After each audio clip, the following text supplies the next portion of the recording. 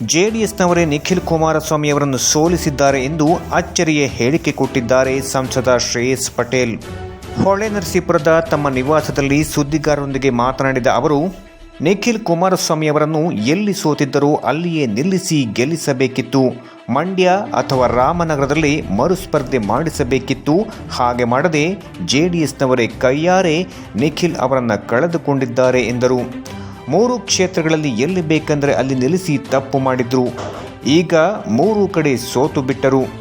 ಒಂದು ಕಡೆ ಜೆಡಿಎಸ್ನವರು ಸಿಪಿ ಯೋಗೇಶ್ವರ್ ಅವರಿಗೆ ಮೋಸ ಮಾಡಿದ್ರು. ಆದರೆ ಚನ್ನಪಟ್ಟಣದ ಜನರು ಅವರನ್ನು ಕೈ ಬಿಡಲಿಲ್ಲ ಎಂದರು. ಜನಾದೇಶದ ಮುಂದೆ ಯಾವ ದೊಡ್ಡವರಾಗಿರ್ಬೋದು, ಹಿರಿಯರಾಗಿರ್ಬೋದು, ಏನು ಅಲ್ಲ ಅನ್ನೋದು ಈ ಒಂದು ಚುನಾವಣೆ ಸಾಬೀತು ಮಾಡಿದೆ. ಜೊತೆಗೆ ಅವ್ರಿಗೆ ಅನ್ಯಾಯ ಆಯ್ತಲ್ಲ. ಈಗ ಇವರು ಮಾಡಿದ್ದೇನು, ಅವ್ರನ್ನ ನಂಬಿಸಿ ಲೋಕಸಭೆ ಚುನಾವಣೆ ಅವ್ರಿಗೆ ಕೆಲಸ ಮಾಡಿಸ್ಕೊಂಡು ಏನು ಕೆಲಸ ಮಾಡಿದ್ರು, ಏನು ಒಳ್ಳೆ ಮಾಡಿದ್ರು ಅವರು 100 ಒಳ್ಳೆಯ ನಿರ್ಧಾರ ತಗೊಂಡಿದ್ದಾರೆ. ಅವರು ನಾವಂತೂ ಖುಷಿ ಆಯಿತು. ಅವರು ಯಾವತ್ತು ಪಕ್ಷಕ್ಕೆ ಸೇರ್ಪಡೆ ಆಗಿದ್ದು ನಾವೆಲ್ಲ ಅತ್ಯಂತ ಖುಷಿ ಪಡ್ತೀವಿ. ಮತ್ತೆ ಒಳ್ಳೆ ನಿರ್ಧಾರ ಮಾಡಿದ್ದಾರೆ ಅಂತ ನಾವು ಸಾಧಿಸ್ತೀವಿ. ಬಹಿರಂಗವಾಗಿ ಈಗ ನಾವು ಮಾತಾಡ್ಬೋದು. ಸಿದ್ದರಾಮಯ್ಯ ಸಾಹೇಬರಿಗೆ ವೈಯಕ್ತಿಕವಾಗಿ ಏನೇನು ಮಾತಾಡಿದ್ರು, ಡಿ.ಕೆ. ಶಿವಕುಮಾರ್ ಸಾಹೇಬರು ಸುರೇಶ್ ಅವ್ರ ಬಗ್ಗೆ ಏನೇನು ವೈಯಕ್ತಿಕವಾಗಿ ಮಾತಾಡಿದ್ರು ನೀವೇ ನೋಡಿ. ಅದೇ ರೀತಿ ಅವರು ಬಾಯಿ ತಪ್ಪೋದು ಮಾತಾಡ್ತಾರೆ. ತಪ್ಪೇನಿದೆ, ಬಾಯಿ ತಪ್ಪೋದನ್ನು ಯಾರಾಗಿ ನಾವು ಯಾರು ತಪ್ಪು ಮಾಡ್ತಾ ಇರ್ತೀವ ಮಾತಾಡಿದ್ರೆ ಅದನ್ನೇ ಚುನಾವಣೆ ಇಂಪ್ಯಾಕ್ಟ್ ಆಗಿಲ್ಲ. ಆಗದಾಗಿದ್ರೆ ನಾವು ನೋಡ್ಬೇಕಾಗಿತ್ತು. ಈಗ ಅವರು ಸರಿಯಾದ ರೀತಿ ಆಯ್ಕೆ ಮಾಡ್ಕೊಂಡು ಯಾವ್ದಾದ್ರು ಒಂದು ಕ್ಷೇತ್ರದಲ್ಲಿ ಇರಬೇಕಿತ್ತು. ನಾವು ಎಲ್ಲಿ ಕಳ್ಕೊಂಡಿದ್ದೀವಿ ಅಲ್ಲಿ ಹುಡುಕ್ಬೇಕಿತ್ತು.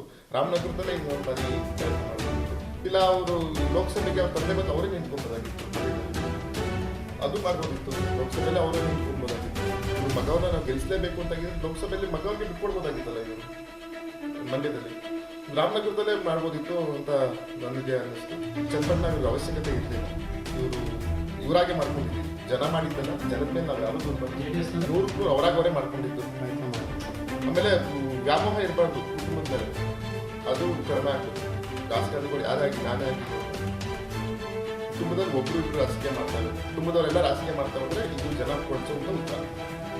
ಚನ್ನಪಟ್ಟಣ ಕ್ಷೇತ್ರದಲ್ಲಿ ನಾವು ವೈಯಕ್ತಿಕವಾಗಿ ನಾವೆಲ್ಲ ಬಡೂರು ಜಿಲ್ಲಾ ಪಂಚಾಯತಿಗೆ ನಾವು ಸಹ ಹಾಕಿದ್ದು. ಚನ್ನಪಟ್ಟಣ ನಮ್ಗೆ ಗೊತ್ತಿತ್ತು, ಇದೇ ನಮ್ಗೆ ಆಶ್ಚರ್ಯಕರವಾದಂಥ ರಿಸಲ್ಟ್ ಅಂತೂ 100ಕ್ಕೆ 100 ನಾವು ಒಂದು 25,000 ಅಂತ ಇದೇ ಗೆಲ್ತೀವಿ ನಮಗೆ ಕಾನ್ಫಿಡೆನ್ಸ್ ಇತ್ತು. ಅದ್ರ ಸುಮ್ಮನೆ ಈ ರಿಪೋರ್ಟ್ಸ್ ಹಾಗೆ ಹೀಗೆ ಅಂತ ತೆಗೆದುಕೊಂಡು